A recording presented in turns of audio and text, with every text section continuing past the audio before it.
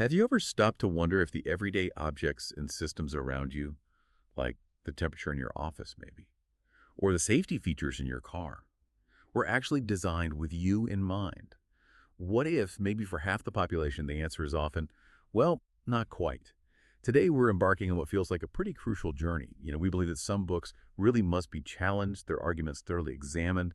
So this deep dive, we're going to use a step-by-step critical thinking framework. We're drawing on systematic approaches, kind of like those from thinkers Richard Paul and Linda Elder, mapping claims to evidence. We'll also apply an intellectual framework inspired by Mortimer J. Adler's work to sort of understand how ideas evolve from opinion right up to wisdom. And we use the Golden Rule and even the U.S. Preamble as benchmarks, looking for any ethical imbalances in the issues the book raises. Then we'll wrap it all up with a logical analysis and aim for a balanced conclusion. The book under our microscope today is Criado Perez's really impactful work, Invisible Women, Data Bias in a World Designed for Men. Yeah, it's a powerful one, and what's truly compelling about this book is its core assertion. It argues there's this profound global lack of information about women, and why. Specifically because our data collection has just defaulted to using male experiences, male bodies, as the universal standard. And the book shows this isn't just some minor oversight. It meticulously documents how this male as default thinking leads to actual tangible harm for women across so many areas of life. It came out in 2019, which was, a pivotal moment. Conversations about systemic gender bias, the power of data and policy, they were really surging. So it landed right in the middle of that, establishing itself as this vital piece of nonfiction. A research-based expose that, frankly, shook a lot of assumptions. Absolutely. And for you, our listener, you are experiencing something unique here, a two-host AI conversation. This is powered by Google's NotebookLM, and it's designed to give you a deeper, more dynamic book critique. Our mission for this deep dive is basically to offer you a shortcut, a way to understand the powerful arguments and also the nuanced critiques within this significant book. We want to help you grasp its essence, the implications of its findings, maybe without having to sift through every single page yourself. We're here to distill those key takeaways, those sometimes surprising insights, for you. Okay, so let's start by laying the foundation. What are the book's central claims? And crucially, how robust is the evidence backing them up? We're essentially asking, is this rock solid? We're using that critical thinking framework we mentioned, like the Paul Elder approach, to systematically map the book's claims directly to the evidence it provides. Right. And the book's primary claim is stark. It's that society's data collection just defaults to men. And the result? Women's needs, their experiences, become quite literally invisible. Perez argues that what we often call gender-neutral approaches, they just don't lead to gender-equal outcomes. It's a fallacy. In fact, she demonstrates how omitting sex-specific data actively harms women across this huge spectrum of daily life. And the rigor here is, well, it's impressive. She doesn't just make assertions. She lays out case after case, backed by extensive research, loads of statistics. It shows this isn't just her opinion. It's a demonstrable reality reflected in the data, or the lack of it. And the examples she uses are they're incredibly stark, sometimes infuriatingly memorable, right? They make this abstract idea of data bias feel incredibly real. I mean, think about something as simple as office temperatures, so often set for the average male body's metabolic rate, which leaves many women just perpetually cold, maybe less productive even. Right, freezing in the office. It's a common experience. Yeah. Exactly. Or think about crash test dummies. Historically, they ignored female physiology. Yeah, based on the average male physique. Which led to higher rates of serious injury, even death, for women in car accidents for years. Absolutely. A clear safety gap. Then there's the huge area of medical research. Studies often failed to include women or didn't analyze data by sex. Which means misdiagnoses, delayed treatments, ineffective drug dosages specifically for women. It's critical. And what's compelling, as you said, is that the book doesn't just throw these out there. It meticulously cites the research, the stats. It provides robust backing for every argument. Yeah, it's not just anecdote. It's data-driven. That's its power. And what's fascinating, too, is how the book moves through different levels of understanding. If we apply an intellectual framework, something like the Adlerian epistemic lens, you can really see this progression. The author moves from, basic observations to really profound insights. It builds the case layer by layer. So first, you have opinion. The book points out this widespread, often unexamined belief that our world is designed equally for everyone. Or maybe the opinion that society just resists changing, even when harm is shown. Perez doesn't just state that opinion, she interrogates it. She gathers evidence to challenge it. Then, moving to knowledge, the book presents the documented data bias across design, policy, medicine. These are presented as clear, verifiable facts. It's what the data or the lack of it objectively shows. Okay, so facts grounded in evidence. Exactly. And these facts then build towards understanding. The book integrates these pieces. It shows how this default male perspective, which is deeply embedded in our infrastructure, in our policymaking, it's not just a few isolated mistakes. It actively creates a systemic structural gender disadvantage. It's about seeing the connections, the bigger picture. And ultimately, this whole journey pushes towards wisdom. By exposing these systemic issues, showing their real-world impact, the book cultivates this deeper insight into how societies function or maybe malfunction. It encourages this larger shift towards social justice, towards equity, towards dignified inclusion, and importantly, through data-driven reforms. So the wisdom here isn't just knowing what's wrong, but understanding why it's wrong and maybe grasping the path toward a more equitable future. Yeah, that makes sense. It's not just about the data points themselves, is it? It really feels like a powerful call for a more just society. It echoes sentiments you might find in, say, foundational civic benchmarks.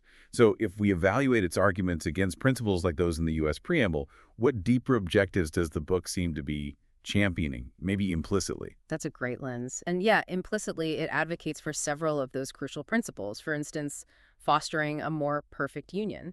By highlighting the shared consequences when you omit half the population, it shows how neglecting a huge part of society actually undermines cohesion, undermines shared progress. Right, a union should include everyone. Exactly, and it makes a very clear case for justice, calling for the fair distribution of resources, safety, recognition, which are currently skewed by this data gap. In seeking these reforms, it's also aiming to decrease social friction, misunderstanding, promoting domestic tranquility, in a sense.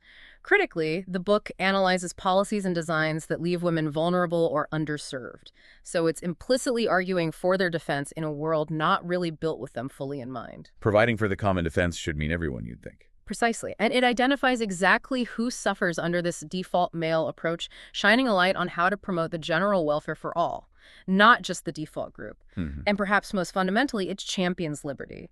It emphasizes the value of female agency, female freedom. It demands recognition and inclusion for women's experiences so they can participate fully, freely in society.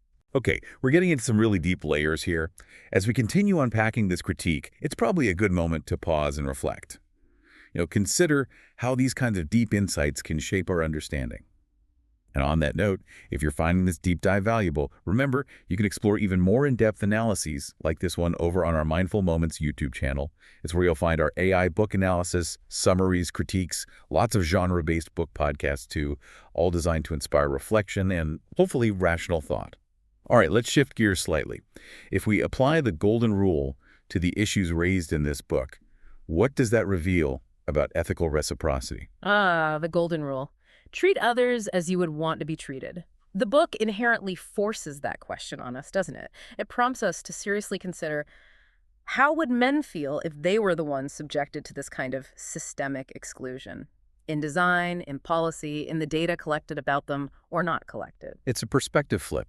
It really is. It raises that crucial question for everyone. Would we want to experience this invisibility, this potential harm that many women face in a world predominantly designed around male data?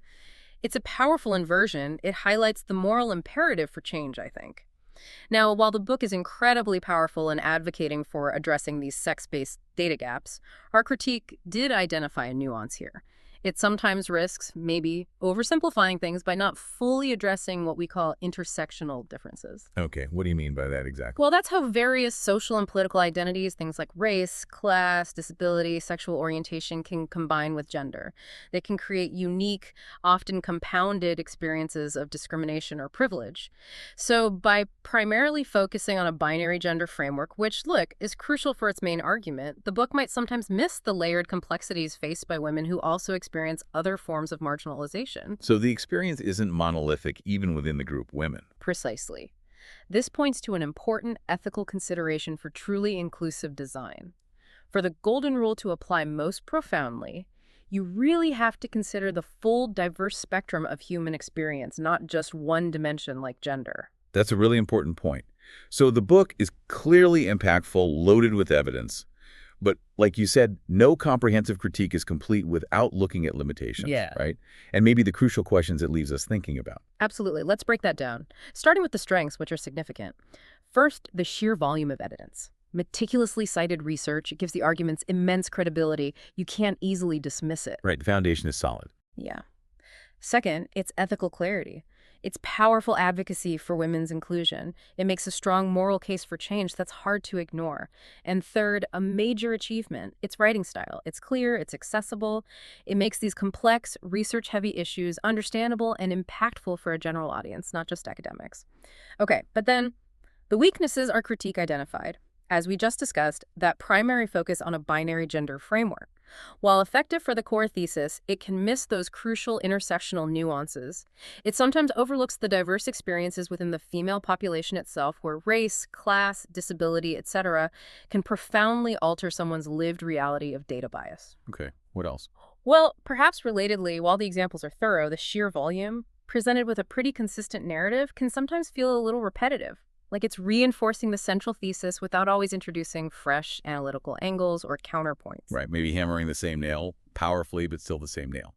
Kind of. And finally, in its effort to be broadly accessible, which is a strength in many ways, it occasionally simplifies some complex scientific or policy realities, which, again, effective for wider reach, but might sometimes lack a deeper academic or technical nuance for specialists. And this naturally leads us to some crucial unresolved questions, things that emerge when you really critique it deeply, like how do we actually move beyond primarily binary gender data? How do we integrate broader intersectional data effectively to ensure that all marginalized groups are seen and heard in design and policy? That's a huge practical challenge. Yeah, collecting and using that data responsibly. Exactly. And furthermore, what are the practical trade-offs? Achieving truly fully inclusive design across all sectors, what does that actually involve? Implementing wholesale changes will inevitably bring challenges. Competing design priorities, resource allocation issues, maybe even unintended consequences. The book brilliantly identifies the problem but doesn't deeply delve into the complexities of those real-world logistical and economic considerations needed for the solutions. And if we connect this to the bigger picture, maybe conduct a quick logical analysis, a few points stand out for deeper consideration. First, that reliance on a binary gender framing, while powerful, can logically lead to a form of overgeneralization, as we discussed. It risks overlooking complexities where gender intersects with race, class, other factors, creating distinct data gaps the book doesn't fully explore. So a potential logical gap in covering all bases. Potentially, yes. Second, some of the anecdotes. They're incredibly powerful, very illustrative for demonstrating the problem, but they might risk what's called selection bias. They're chosen specifically because they support the thesis so well. And without a broader, maybe external critique presented within the book itself, they can sometimes feel like they're repeating the central argument rather than introducing new counter-arguments or deeper structural analyses beyond just the male data default. Sort of reinforcing the point rather than testing it further. Perhaps. And third, the book generally assumes that including women's data is uniformly beneficial. A really rigorous logical analysis would also explicitly consider potential trade-offs, things that might arise in complex real-world implementations, competing design priorities, resource limits, maybe even unintended consequences of new data mandates. The book doesn't extensively explore those potential downsides or complexities. Okay, so after this really thorough deep dive, digging into the claims, the evidence, the frameworks, the strengths, the weaknesses, what kind of wisdom can we ultimately extract from this comprehensive critique of invisible women? What does it all mean for us? Well, I think the book's arguments, especially when viewed through this critical lens we've applied, contribute to wisdom in several key domains. Socially, it's undeniable. It profoundly promotes awareness. It inspires, hopefully, a necessary shift toward a more fair, more inclusive society long-term. It fosters this crucial sense of collective responsibility for how our world is actually designed. It plants seeds for real societal progress. Building a better foundation? Exactly. Economically, it's quite revealing, too. It exposes tangible inefficiencies, actual increased costs that arise from ignoring women in design, in policy. It makes a compelling case that inclusivity isn't just some nice-to-have ethical ideal, it's also economically smart. It shows the clear benefits of a broader perspective that captures everyone's economic contributions and needs. And then, maybe on a more profound level, almost spiritual if you like, it upholds dignity. Inclusion for all genders. By demanding that every individual's experience be recognized, be accounted for, it aims for societal flourishing. It acknowledges the inherent worth, the unique contributions of every single person. It's really about building a world where everyone belongs, right? Where no one is made invisible by the very systems that are supposed to serve them. So bringing it all together then, what is the balanced takeaway from this comprehensive critique of invisible women? I think Invisible Women stands as a profoundly persuasive call for change.